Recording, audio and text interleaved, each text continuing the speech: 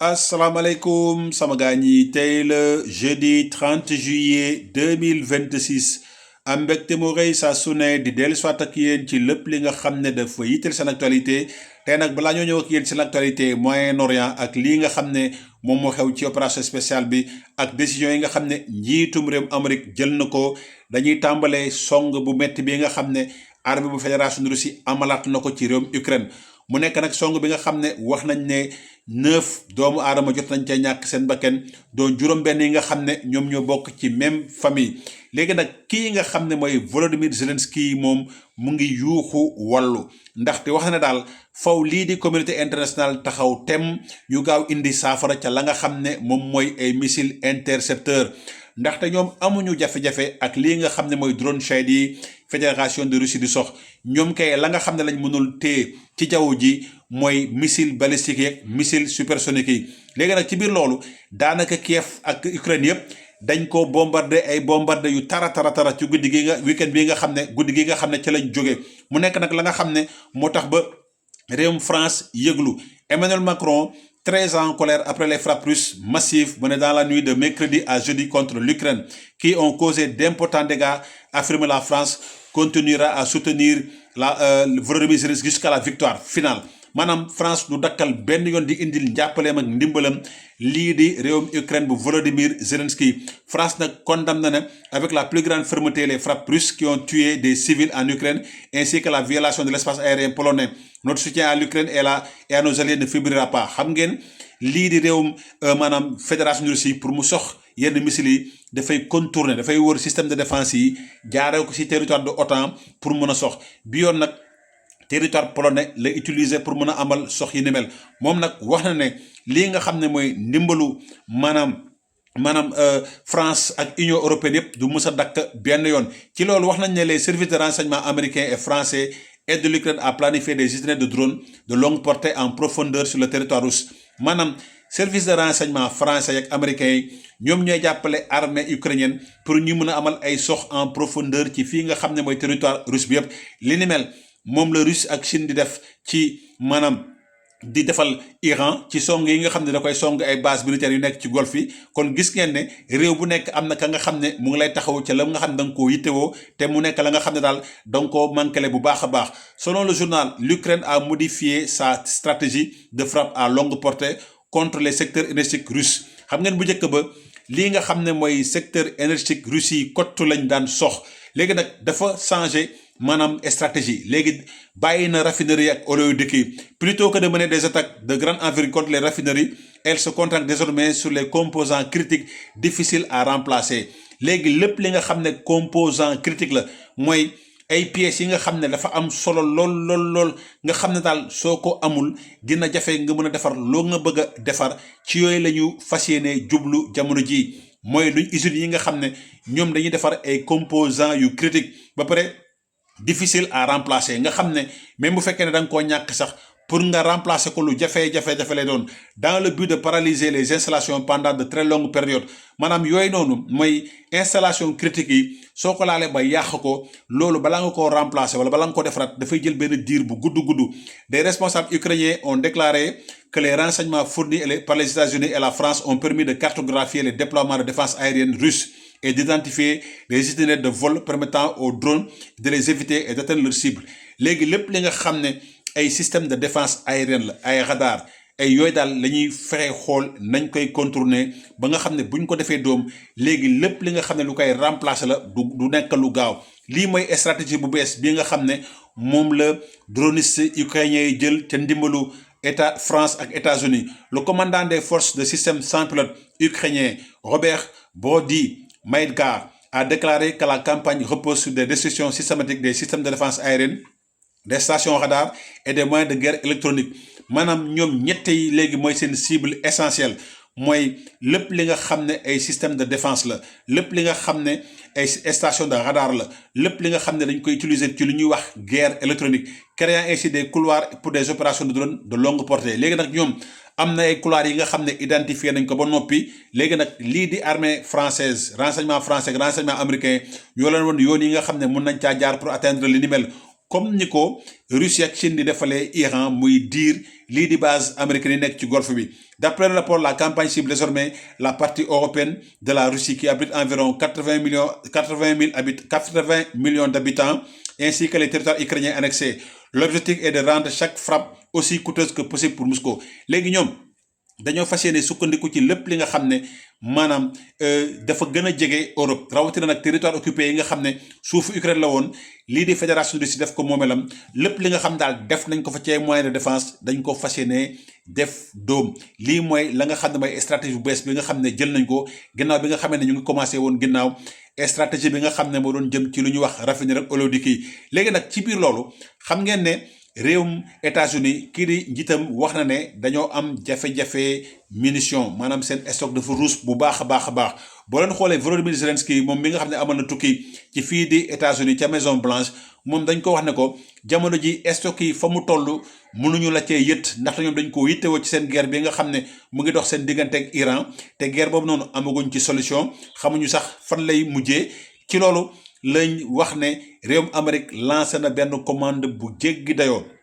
Après les alertes sur la pénurie de munitions et de missiles, les États-Unis annoncent avoir signé avec Lockheed Martin, le plus grand groupe de défense et l'un des principaux fabricants privés d'armement au monde. Lockheed Martin mooy entreprise américaine bi gën a rëy ci toggum ngànnaay moom nag signé na ak moom benn contrat record bi nga xam ne toll na ci 58,62 milliards de dollars pour la production de missiles intercepteurs Patriot. Léegi nag le Pentagone présente cette signature comme le plus important contrat jamais conclu pour ces missiles et prévient que les adversaires des États-Unis n'auront que leurs yeux pour pleurer maanaam jamono ji ñëpp ñi nga xam ne ay adversaire u États-Unis lañ ñoom seen gët kot la ñu am pour jooy ñoom ñi yaakaaroon ne États-Unis dafay am jafe-jafe pour ay munitions moom battre na recordu contrat d'armement mu toll ci 58,62 millions daanaka mën nañu wax ne amul benn réew bi nga xamee ne génnee nga li ni mel sa gafa pour mën a amal ngànnaay bi ni mel léegi nag nee nañ lii nga xam ne mooy missiles yooyu noonu programme de 7 ans la maanaam ci juróom-ñaari at lañ ko tëgg dafay tàmbali 2026 ba 2032 la nga xam ne daal lépp lu Iran yittewoo ci wàllum ngànnaay lépp li nga xam ne États-Unis yittewoo na ko ci wàllum ngànnaay lii di Lockheed Martin dina ko defar xam ngeen am na benn mbir bi nga xam ne waxoon naa leen ko États-Unis nekkagul ci li ñuy wax économie de guerre ca la fédération de Russie nekk maanaam foofu usines yi nga xam ne ñooy defar ay ngànnaay ñoom dañuy tourner 24 heures sur 24 7 jours sur 7 maanaam machine bi du taxaw ndaxte xam nga ne ñoom ñu ngi ci opération spéciale depuis ñeenti at loolu moo tax ba ñoom seen koom-koom yëpp dañ ko tourner ci doggum ngànnaay bàyyi yeneen secteurs yi en rade même lii di épargne askan russe sax dañ koy teq pour lii nga xam ne mooy defarum ngànnaay waaye Amérique tolloogul ci finimel maanaam moom dëggagul ci lu ñuy wax économie de guerre moom daal lii nga xam ne mooy opération yu muy mëne ak ña muy jaay ay ngànnaay loolu la gis na daal sooxe na bu baax a baax waaye njaayum ngànnaay moom seen mbambam marché na ci taxte réew yëpp yi nga xam ne ñoo bokk OTAN moo leen di yët ay ngànnaay ku la jox avion F-35 jox la avion F-16 dina la jox ay munitions yi nga xam ne ñooy ànd ak xeetu avion yi ni mel léegi nag ci biir loolu système de défense koweïtien yi ñoom dañoo wax ne Iran dafa sox benn bâtiment bi nga xam ne ab société entreprise chinoise moo ko moom te am na benn ouvrier chinois bi nga xam ne jot na caa ñàkk bakkanam gis ngeen lii nga xam ne mooy dégâts collatéraux yi nga xam ne dafay am ci wàllum guerre maanaam lii nga xam ne mooy Iran gis ngeen ne Chine moo koy dimbale ci wàllum renseignement kon gis ngeen ne renseignement bi nga xam ne Chine da koo jox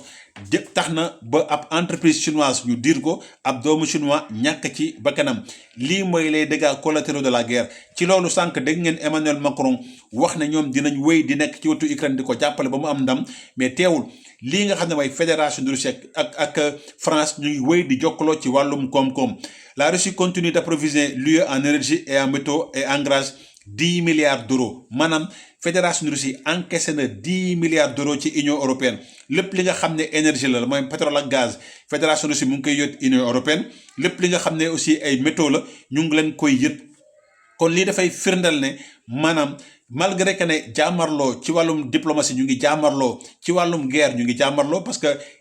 France dafa yët renseignement dafa yët ay ngànnaay Ukraine lii di mu koy sox fii nga xam ne mooy fédération Russie waaye teewul ci wàllum business moom mbir mi ni mel dakkul benn yoon léegi nag ci biir loolu lii nga xam ne mooy équation bi njiitu Amérique dafa mer ba fut ndaxte moom ba léegi daal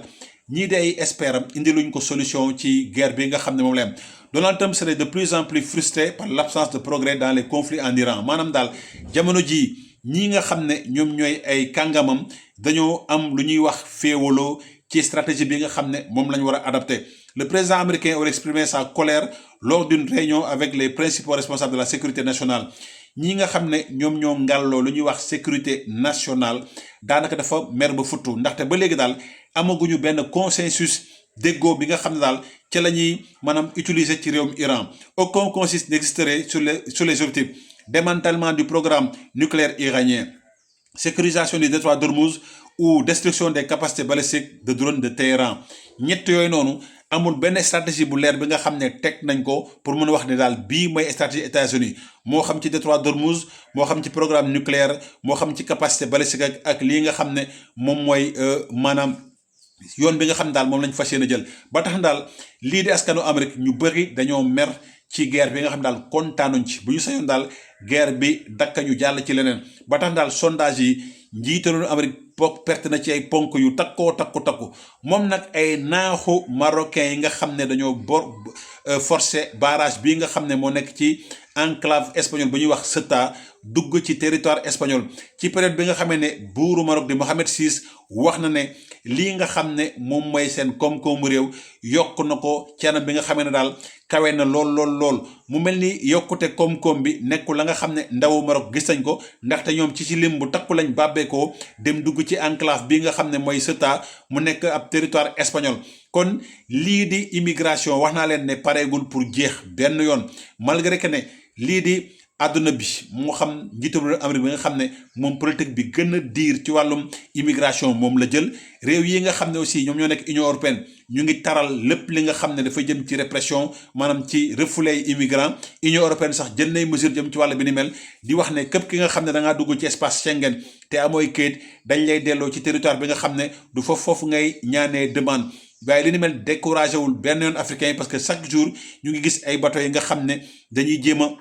forcé pour utali bitim réew. yàggul dara rek am na benn bateau bi nga xam ne suux na ci fii nga xam ne mooy waaxu Mauritanie yi ba lu toll ci ay 100 personnes ñàkk seen bakkan. kon gis ngeen ne malgré que ñun ñu ngi artu boobu ba léegi di wax ne contexte bi jamono ji favorable ci tukki rawatina ci tukki clandestin. teewul li ni mel découragé ndaw yi te jaada quoi parce que bu fekkee ne dañoo nekk ci réew bu mel ni Sénégal ñu gis ne autorités yi nga xam ne ñoom lañ yaakaar pour ñu saafara jafe-jafe sénégalais yi ñoom ñu ngi ci politique bi maanaam di ci xëy di ci gontu fàtte lii nga xam ne moom mooy soxla askan bi. kon bu fekkee ne am nay ndaw yi bàbbeeku malgré lu leen di wax yépp dafay nekk la nga xam ne mën nañ koo comprendre seen xarit la woon Léon Baltasar le caméléon di la ñaanal kenn du lu jàmm ak salaam.